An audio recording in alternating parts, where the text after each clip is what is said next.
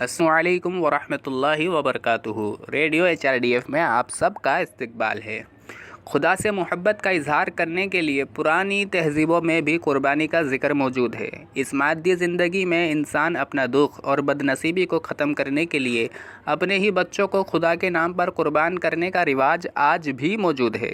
اولاد سے محروم حضرت ابراہیم علیہ السلام کو مستقل دعا کے بعد بڑھاپے میں اولاد کی خوشخبری ملی۔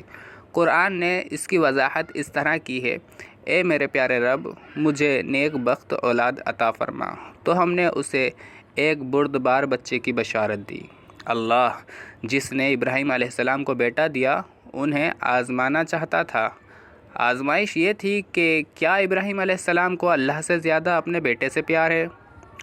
اللہ کے دوست حضرت ابراہیم علیہ السلام ایک ایسے نبی تھے جو اپنے خالق کی رضامندی اور اس کی محبت کو سب سے زیادہ ترجیح دیتے تھے۔ اللہ کا پہلا امتحان یہ تھا کہ وہ اپنی شریک حیات اور بچے کو بے آب و گیا ویران و صحرا میں چھوڑ دیں۔ اس میں وہ کامیاب ہو گئے۔ اس واقعے کو 7 سال گزر چکے تھے۔ جب اسماعیل کو دیکھنے کی شدید خواہش ہوئی تو حکم دیا جاتا ہے کہ پیارے بچے کو اللہ کے حضور قربان کیا جائے۔ وہ بلا جھجک اس کے لیے تیار ہو گئے۔ وہ اس امتحان میں بھی کامیاب ہوتے ہیں۔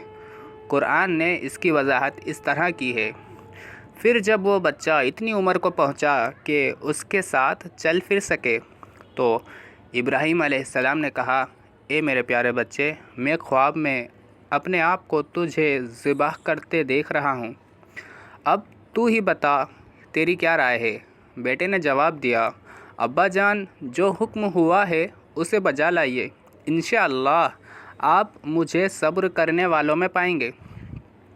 غرض جب دونوں تیار ہو گئے اور باپ نے بیٹے کو پیشانی کے بل گرا دیا تو ہم نے آواز دی: اے ابراہیم، یقیناً تو نے اپنا خواب سچا کر دکھایا۔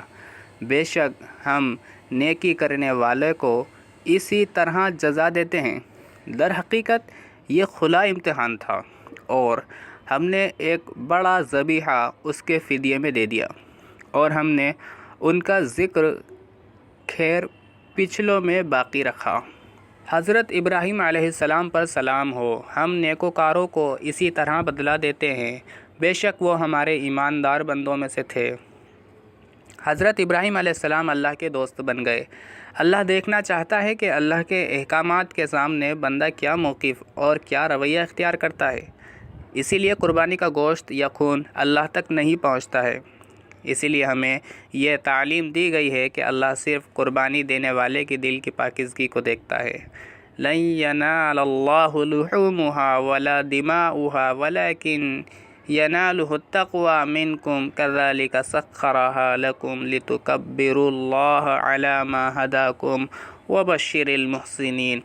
اللہ تعالیٰ کو قربانیوں کا گوشت نہیں پہنچتا، نہ ان کے خون، بلکہ اسے تو تمہارے دل کی پرہیزگاری پہنچتی ہے۔ اسی طرح اللہ نے جانوروں کو تمہارا مطیع کر دیا ہے کہ تم اس کی رہنمائی کے شکریہ میں اس کی بڑائیاں بیان کرو اور نیک لوگوں کو خوشخبری سنا دیجیے۔ اللہ ہمیں ہر قربانی دینے کی توفیق عطا فرمائے۔